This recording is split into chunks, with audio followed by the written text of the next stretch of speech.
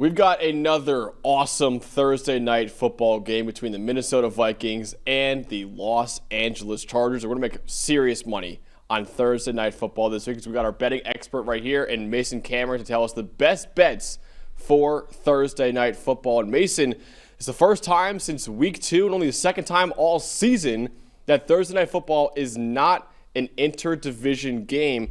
So, and these are two teams that don't even play in the same conference either, Mason. Yeah. So there's not a lot of history between the two of them. Yeah, we were on a roll there for a little bit with a lot of, hotly contested, a lot of bad blood on Thursday night. It really made for some good games.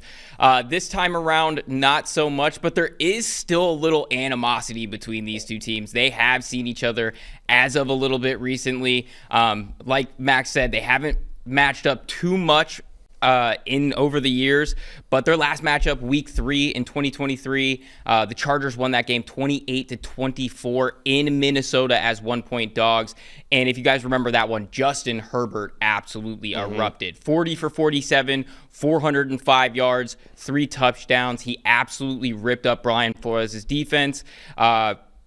Just absolutely diced up those blitz packages. It was really simple work for him. It's something that we've seen quite a bit from him over the years. And then Kirk Cousins, he nearly answered with a game-winning drive at the end of the game, on the goal line, 12 seconds left.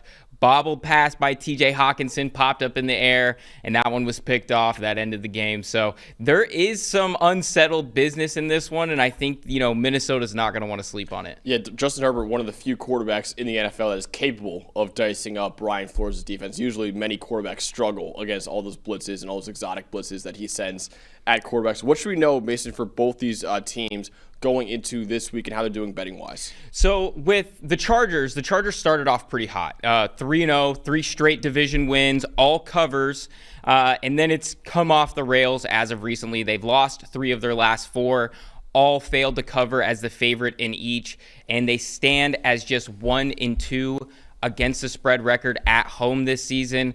They were picked apart last week by Indy. Indy had a 3-score lead for nearly the entire game. It took Justin Herbert to really explode, to bring it even to within 2 scores. He took a lot of punishment in that game. It just felt like when we were watching that game that every time he drops back, he's getting hit. So that's a tough look, and that's actually what the numbers state too a little bit. We'll get into that a little bit later here. But then for Minnesota, it's really just been an up and down season. They were favorites in 5 of their 6 games this season. They're 3-3 against the spread, 2-1 against the spread on the road. Their only loss coming in Pittsburgh, or against Pittsburgh in Dublin, which we know how those international games go, Max. It's always a little bit of ebb and flow, give and take. So not super surprising there, where they've actually rather played well on the road. Last week wasn't great against Philly. I know that Dalton is probably going to be talking about this one here on some shows here a little bit later, but Carson Wentz back-to-back picks early in the game. The pick 6 by Jalen Hunt, that was very interesting play there. Jalen Hurts diced up this secondary. It was the highest passing grade of his career, and that somehow was still a 3-point game in the fourth quarter. The Eagles sort of stepped away from them down the stretch, but for that game to be that close in the final quarter is something that's a little bit more impressive. And when you gift this Minnesota team points, they do have some ability to make some noise. So what should we know in this game, like injuries-wise for both teams? What are the trends that we think we'll be seeing on Thursday Night Football? So a lot of what we've seen this year, Max, is that the injuries up front have really made it all Herbert. He's got to do it all himself. He's getting hit a lot. This offensive line ranks 30th in team blocking grade at 51.5. They're one of just 2 teams to allow a knockdown on over 20% of their dropbacks. That's a lot of hits. This guy is taking a bunch of beating, a bunch of bruises, and he's getting up and he's rolling with the punches. So big shout out to him because he's been playing pretty well. He has an 83.9 PFF passing grade versus the blitz. That's 4th in the NFL, which will come in handy in this game. As we talked about Brian Flores, he loves to get those blitzes going. He loves to really press the issue and not really just rush with 4 up front.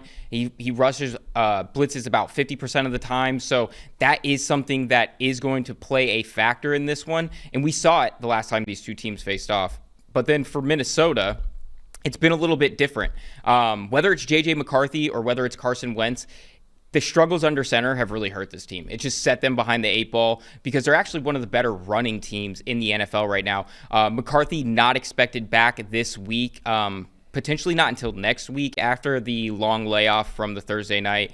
And then Wentz himself is also dealing with a non-throwing shoulder injury. I think that just leads to another run-heavy game script for them, especially against a Chargers run defense that has really, really struggled there. This O-line is getting back to being healthy. Aaron Jones may return this week from the IR. That one's still up in the air. But Jordan Mason, he's been incredibly productive, and this team needs to run the ball to be successful this week. And it's even more important in this matchup so that they can keep Herbert off of the field. It's simple. Minnesota has yet to win a game without rushing for 3.9 yards or more per carry. And when they do, they're a perfect 3-0 against the spread. So they have the highest success rate in the NFL on runs. And that's something that they're really going to need to do because, like I said, this Chargers defense has really struggled to fit the run and stand up against teams that love to run it. They are 28th in EPA per rush, 30th in success rate against the run, 28th in yards per carry, and 31st in explosive play rate. We've seen a lot of running backs have big days against this defense, and that's actually sort of a hint towards where I'm going to be going with the prop market in this one. Yeah, we previewed this game long enough. Give me your favorite game bet for Thursday Night Football. So I'm actually liking the over because over at 44.5, we've seen quite a bit of ebb and flow with these defenses. With the Chargers, it's been on the ground. With the Vikings, it's been through the air, as we saw with that Jalen Hurts game last week. It's been a little bit of give and take. So I really like the over in this one, and I expect this game to be very, very close. I do lean Minnesota at +3. If it were to drop a little bit lower than that, I don't know that I would take it, but I like the over at 44.5 a lot more here. And the Vikings can just dictate this game on the ground. If they can do that, they really have a chance to win this game and hit the over at 44. And I think that when you do that, you're going to have Herbert pressing, needing to throw the ball. And when we look at that, the Vikings got over 45 points in 4 of their 6 games this season. And this one is actually on the lower side of most Chargers game totals, and they've gone over 55 in each of the last 2, in part because of their defensive struggles. So that's something that I'm actually really keen on here with a 44.5. That's not an overly high line. It's sort of right there in the middle. Yeah, so over 44.5 is the best game bet. Before we get to the best prop bets, I want to remind you guys, you can get PFF Plus 25% off right now and use the promo code PFF NFL Show 25. And also, if you want to get more of the best bets for the entire slate of NFL games, check out Mason, Ben, and Judah on the NFL Betting Show every Friday morning at 10 a.m. Eastern Time live here on this channel. Check them out because they are making some serious money this year. All right, Mason, let's dive into the beautiful PFF Plus app you can download right now on Apple or your Google Play Store, wherever you get your apps. What are some of your favorite prop bets for Thursday Night Football? So this one is more of a hypothetical to start just because with Aaron Jones coming back potentially, the markets haven't really set these rushing yardage lines. But one that I'm really liking, and as I alluded to earlier, is going to be Jordan Mason rushing overs. When we've seen both of these backs on the field early in the season, it has been Mason that was the lead back there. You can tell that that's why they signed this guy, and he's been dynamic, and he has actually been a very productive runner for them. Behind a bit of a patchwork offensive line, now they're getting healthy. I really like his ability to gash this Chargers run defense. Like we said, Chargers bottom part of the league in pretty much all of the key metrics against the run. They've allowed a 75-yard rusher in their last 5 games. And just some notable performances, Max, by running backs. This is an insane list. Jonathan Taylor, 94 yards, 3 touchdowns. Devon Achane, 128, 2 touchdowns. Bill Krosky-Merritt, 111, 2 touchdowns. And that's just the last 3 games. So this team has very much struggled against Jordan Mason, or against running backs in general. I think they'll struggle against Jordan Mason. When we talk about something that I'm actually also going to feed into those lines with the Jordan Mason rushing overs is I'm going to have some touchdown props associated with those. As you can see here on these, he's actually been very productive finding the end zone over the last few games. He has gotten in the end zone each of the last 2 and in 4 touchdowns in the last 4.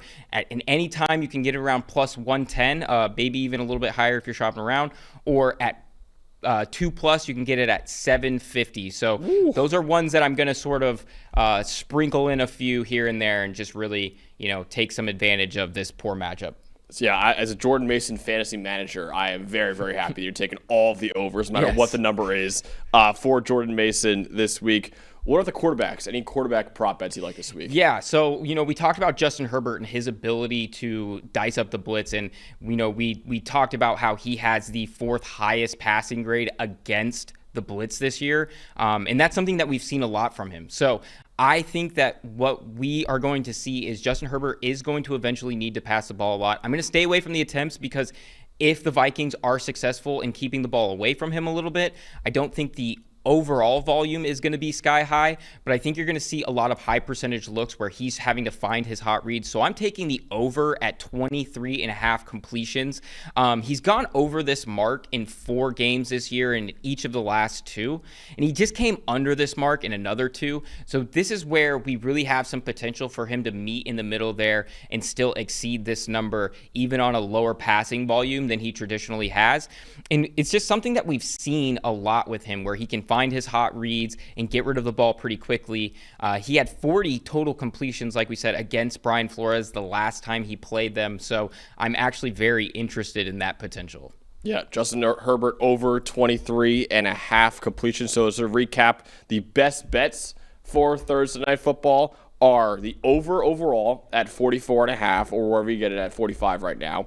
Jordan Mason, any rushing over right now. And, of course, follow up Mason on Twitter as well at PFF_Mace for more angles on the Vikings run game in this Thursday Night Football matchup.